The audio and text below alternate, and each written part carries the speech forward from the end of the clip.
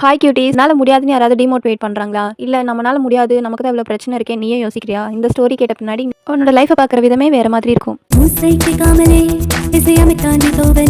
இந்த சாங்ல வர பித்தோவனே இவர்தான்.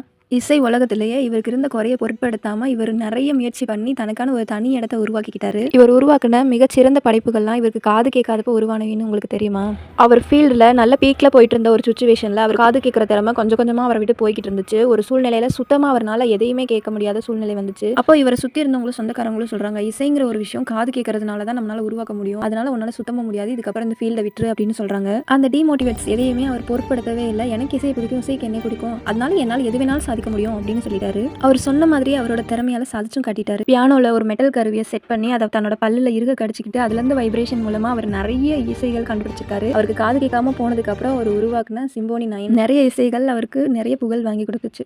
குறைங்கிறது உடல்ல கிடையாது, மனசுல தான். நம்மளை சுற்றி இருக்கிறவங்க சொல்ற வார்த்தைகளையும் நம்மளால முடியாது அப்படிங்கிற எண்ணங்களாலையும் தான் நம்ம நிறைய விஷயத்தை சாதிக்க முடியாம போயிடுது. நீ சாதிக்கணும்னு நினைச்சா உன்னோட மனசுக்குள்ள நீ சொல்லிக்கோ, நம்மளால முடியும், நம்மளால மட்டும்தான் முடியும்னு. சுற்றி இருக்கவங்களோ சொந்தக்காரங்களோ நம்மளோட லைஃப்பை டிசைட் பண்ணக்கூடாது, நம்ம தான் டிசைட் பண்ணணும் நம்ம என்ன ஆகணும், நம்மளோட லைஃப் என்ன ஆகணும் அப்படின்னு சொல்லிட்டு. B bolt, be strong. இந்த வீடியோ கண்டிப்பாக உங்களுக்கு ஒரு மோட்டிவேஷனாக இருந்திருக்கும்னு நான் நம்புறேன். நம்மளோட சேனலை சப்போர்ட் பண்ணுற விதமாக சப்ஸ்கிரைப் பண்ணிடுங்க ஃப்ரெண்ட்ஸ் அண்ட் ஃபேமிலி.